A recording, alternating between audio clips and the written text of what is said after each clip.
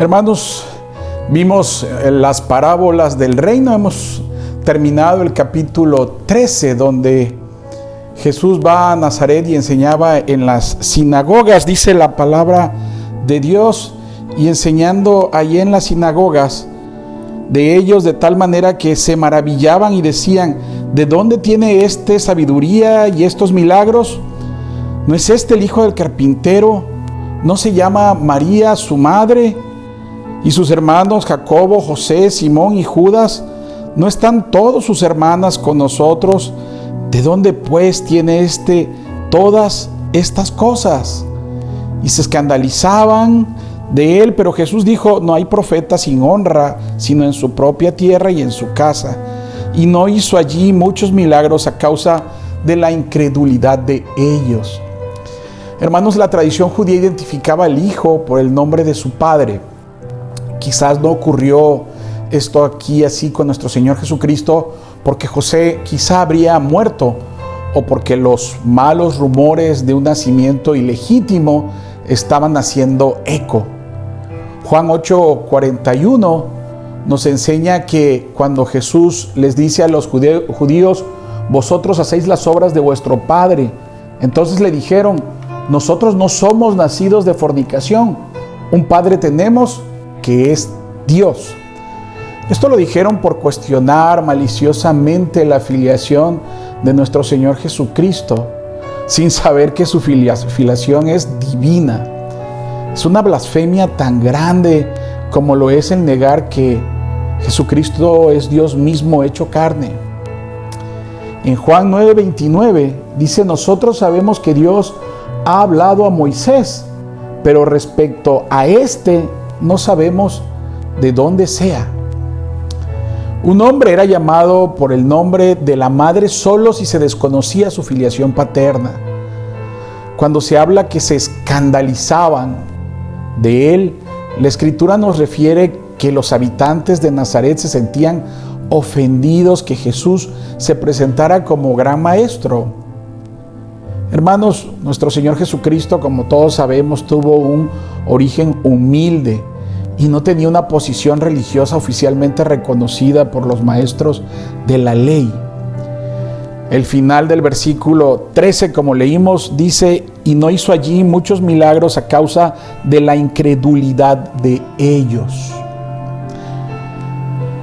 Esto último hay que explicarlo debidamente. Esto no significa que el Dios Todopoderoso, hecho carne, Jesucristo, el Hijo de Dios, hubiera disminuido su poder por la incredulidad humana.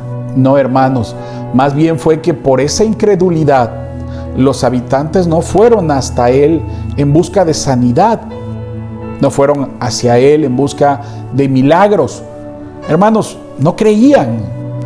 También podría significar esto que nuestro Señor Jesucristo no deseó hacer más milagros por el rechazo injusto, a pesar de haber hecho tanta sanidad, liberación, expulsión de demonios. Recordemos, hermanos, también que los milagros estaban preparados para aquellos que estaban destinados y listos para creer. Hermanos, la palabra incredulidad en griego es apistía y era referida a los no creyentes, a los paganos. Pero esta palabra significa ser infiel, no ser de Dios. Ser incrédulos es no ser parte de las ovejas de Dios. Entendamos esto claramente, hermanos. Tú eres parte del rebaño elegido por el Señor. Y por ello el Señor te santifica, te cuida, porque el que inició la buena obra la perfeccionará hasta el final. Cuando se señala en la Escritura que Jesús estaba asombrado de la incredulidad de ellos, no creas que la Escritura está diciendo que no tenía el atributo de la omnisciencia. El Señor sabía todo lo que ocurriría, lo que ocurrió y lo que va a ocurrir. Jesús sabía lo que había en los corazones de sus conciudadanos. Lo que la palabra nos señala es la realidad asombrosa de la incredulidad humana. Hermanos, todos sus pecados, por muchos que sean, se nos pueden perdonar. El amor del Padre está preparado para recibirnos. La sangre de Cristo está preparada para limpiarnos. El poder del Espíritu está preparado para renovarnos día a día.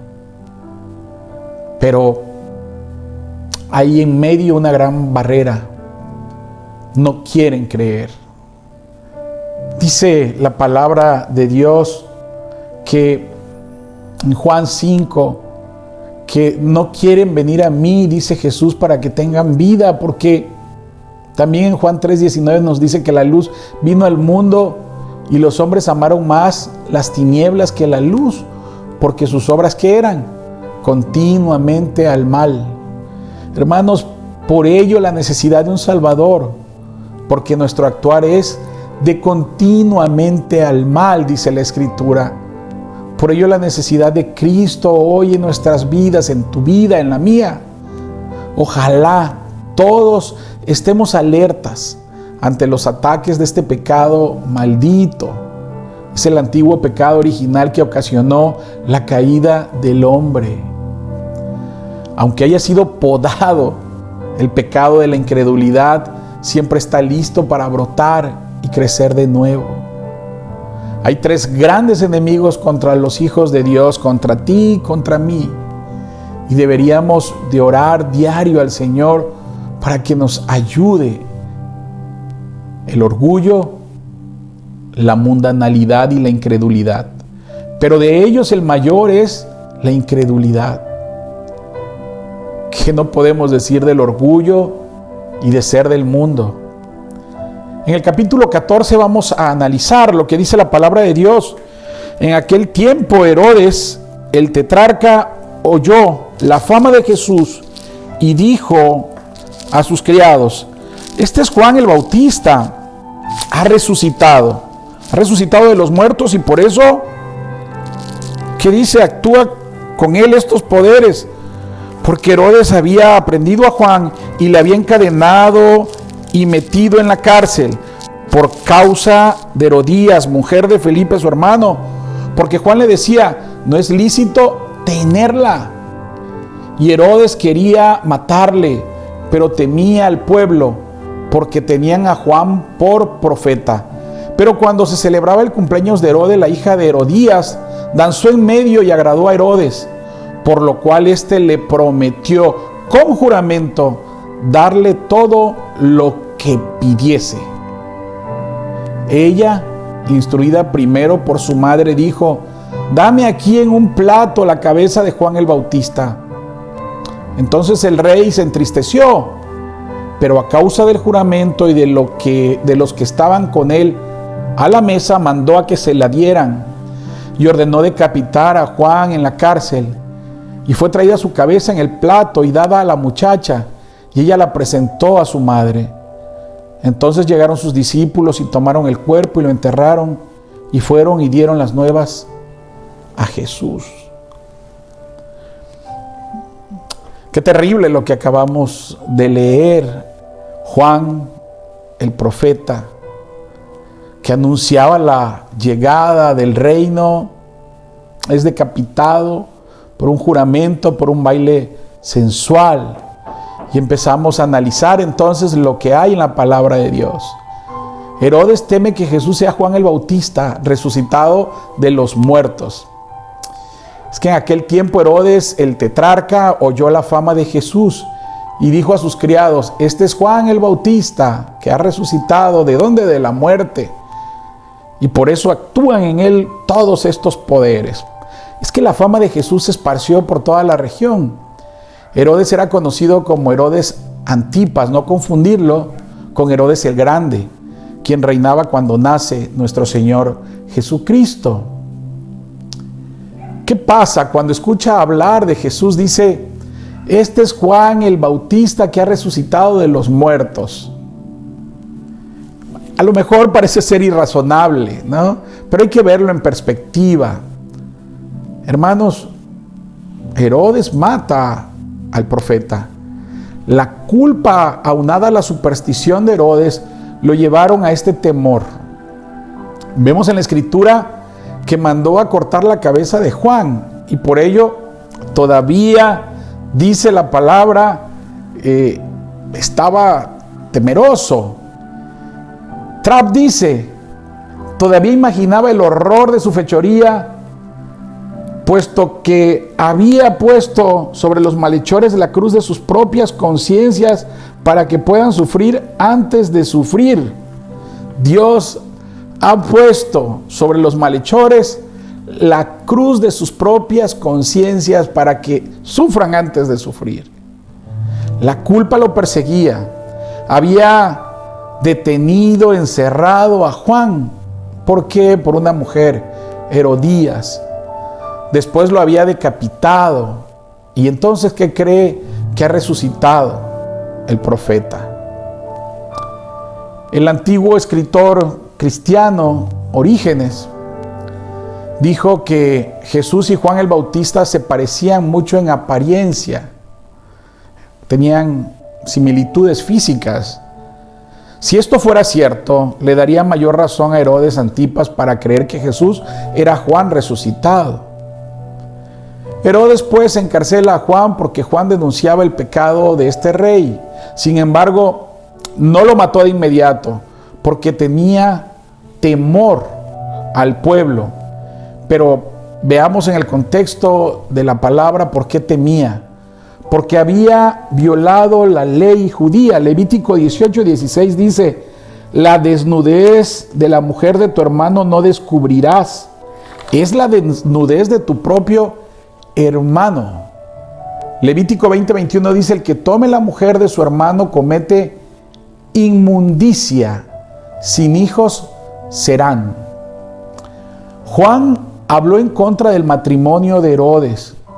Lo denunció varias veces porque se había divorciado ilegalmente de su previa esposa y después sedujo y se casa con la esposa de su propio hermano.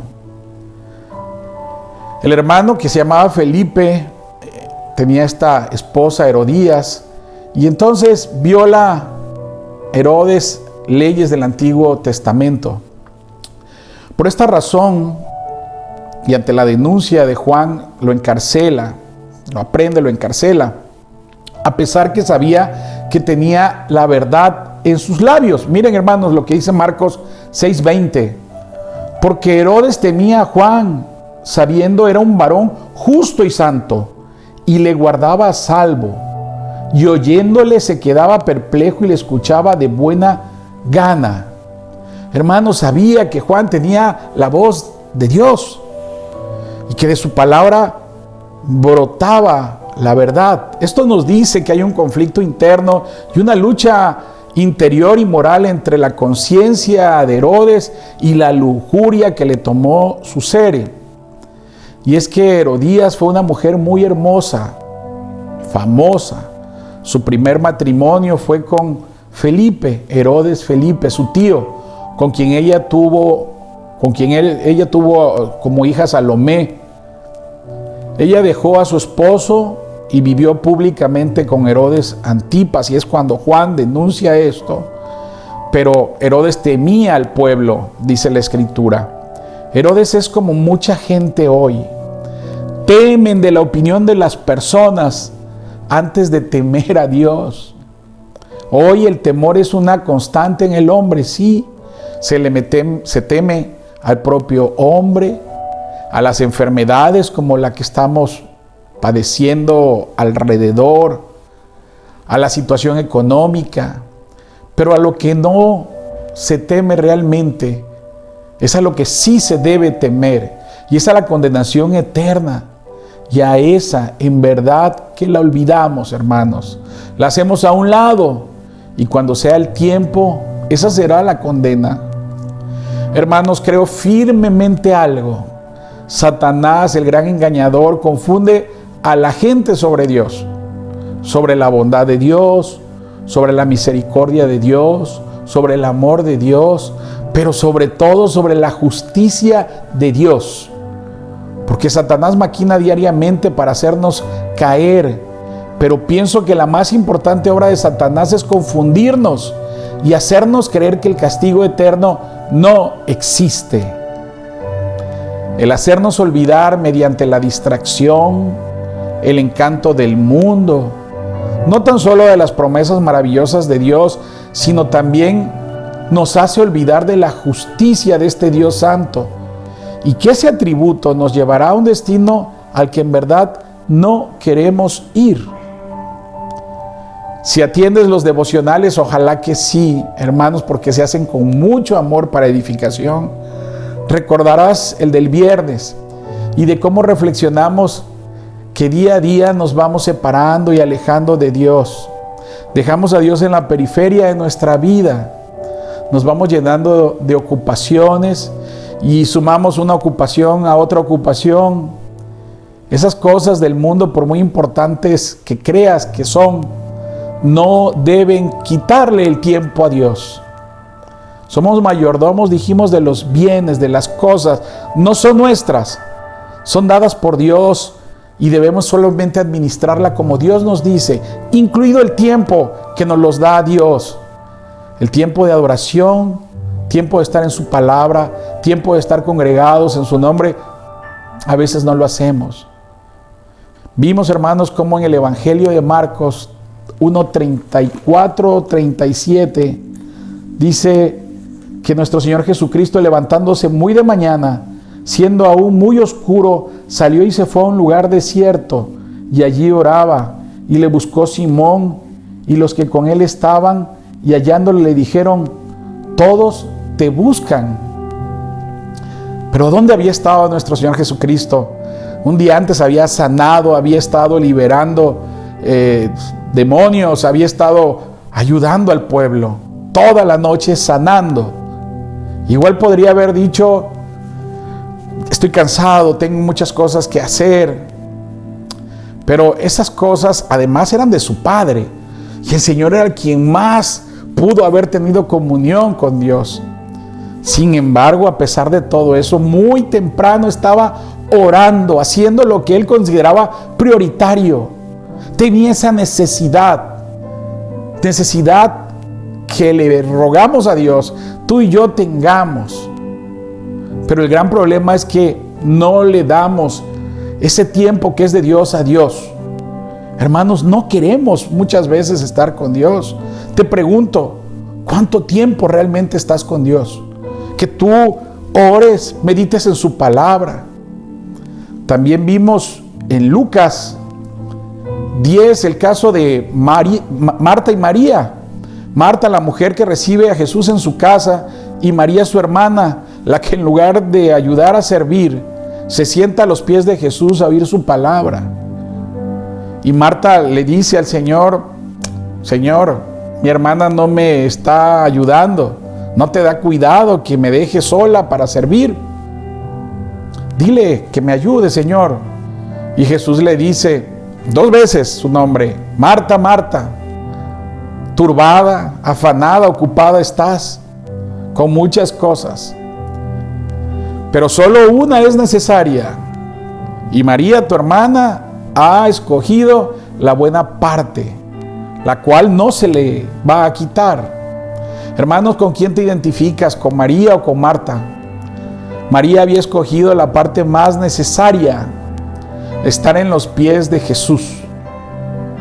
Hermanos, habrá un día que tendremos una realidad ante nuestros ojos. Si estamos eternamente con Dios o estaremos en el abismo de la desventura de jamás estar con Él. Una vez en una predicación dijimos que aquellos que no quieren saber hoy, en este mundo, nada de Dios, llegará el día que lo que anhelaron en la tierra les será dado, y será una cruel realidad estar separados del amor de Dios. Qué dura cosa es. Pues siguiendo con este pasaje, vemos que la Escritura nos dice que la hija de Herodías danza. Esto fue en una fiesta y esto agradó a Herodes. La hija de Herodías, en el cumpleaños de Herodes, bailó descaradamente ante Herodes y sus amigos, ganando un favor especial. Es descrita en Mateo 14:11 como una muchacha. Significa que no era una niña pequeña. El término muchacha es un término que puede ser usado para aquellos que son de una edad mínima para contraer matrimonio, era una adolescente. El baile de una simple muchacha no hubiera sido de entretenimiento solamente porque estaba ahí bailando, sino que estos juerguistas eran sensuales. El deleite consistía en la indecencia. Los bailes de estas muchachas danzaban cuando habían fiesta, eran insinuantes e inmorales. ¿Qué puede salir de bueno de eso? Tal vez, dice Spurgeon, complazca a los Herodes, pero desagrada a Dios. Ojalá ningún varón que nos esté viendo sea un Herodes. Pues bien, esta niña, instruida primero por su madre, le dice: dame aquí en un plato la cabeza de Juan el Bautista. La solicitud de Herodías demuestra que ya había planeado esto todo tiempo atrás.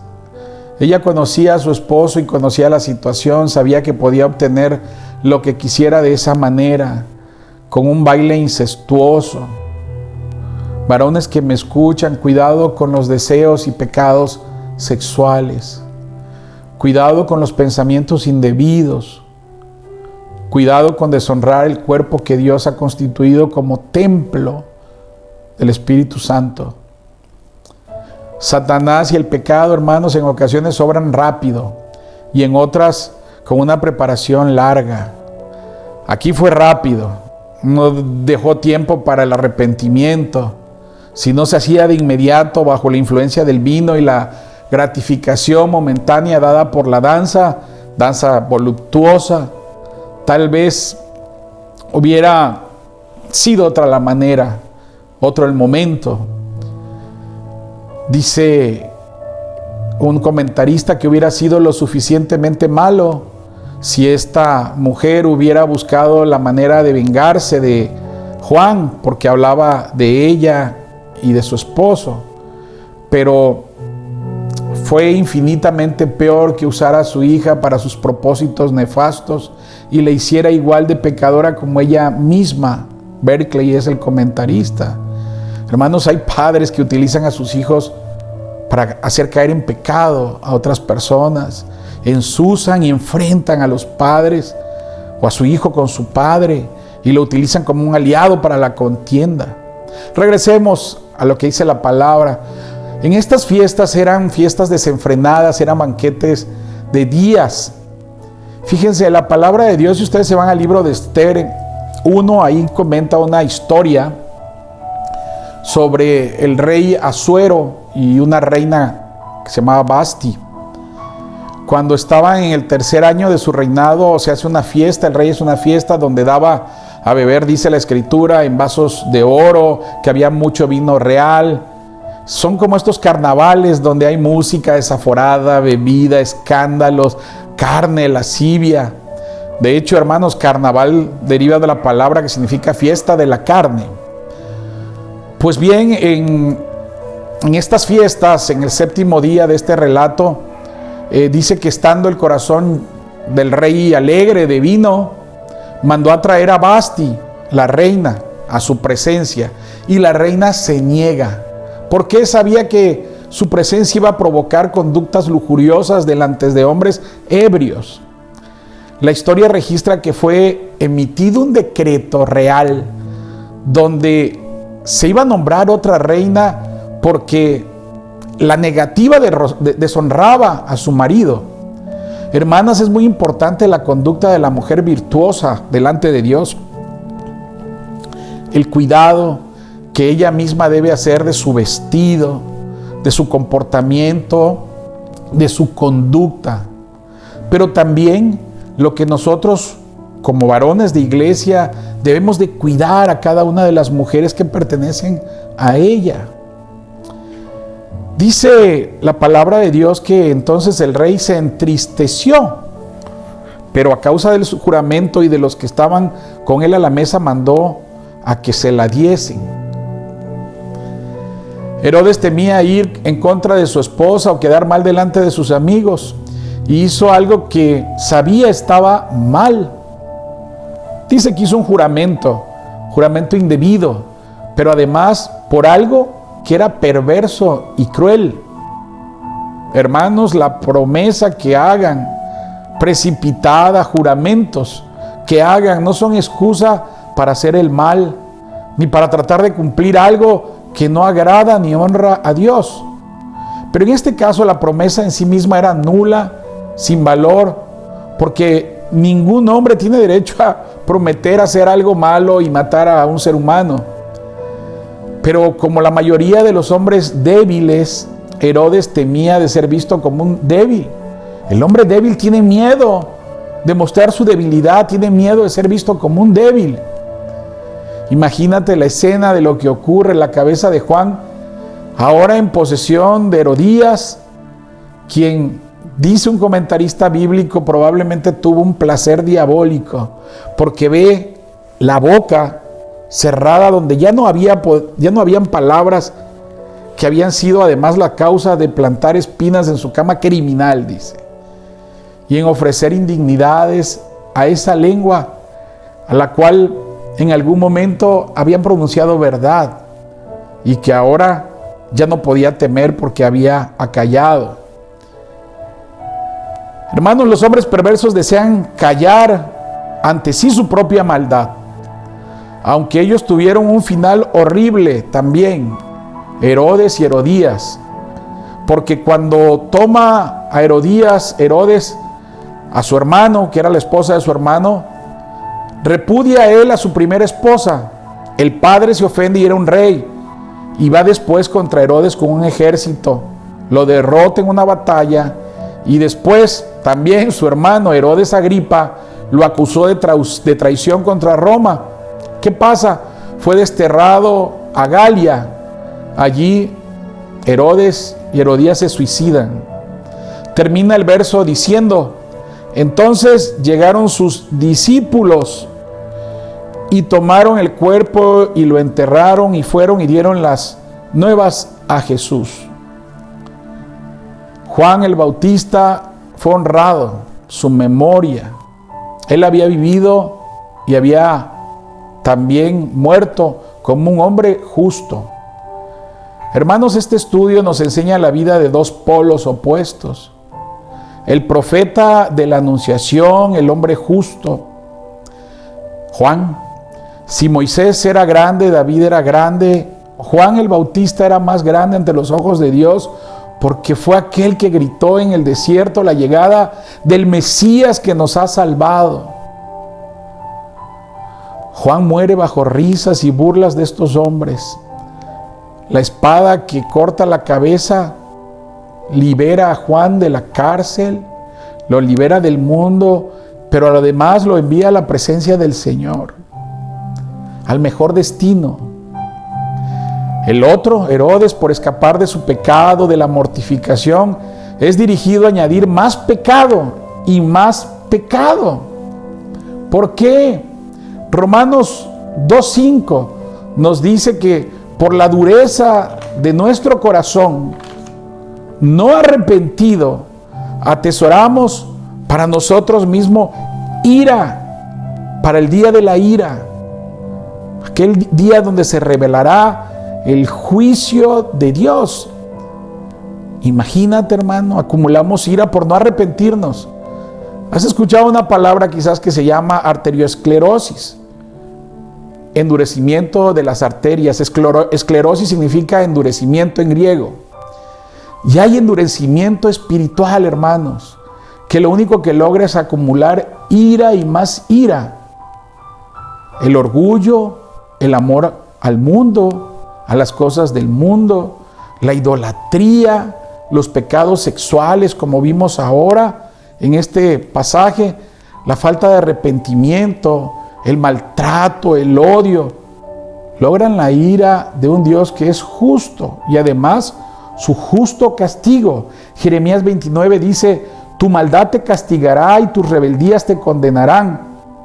Sabe pues y ve cuán malo y amargo es el haber dejado tú a Jehová tu Dios y faltar temor en ti, dice el Señor Jehová de los ejércitos. Hermanos, debemos arrepentirnos de nuestros pecados, clamar a Dios que nos dé arrepentimiento. Hermanos, este mundo es pasajero, lo dijimos también. La vida es como un vapor. El día de mañana ya no estaremos aquí. Sin embargo, el Señor para sus hijos ha previsto moradas celestiales. Platicamos en un devocional.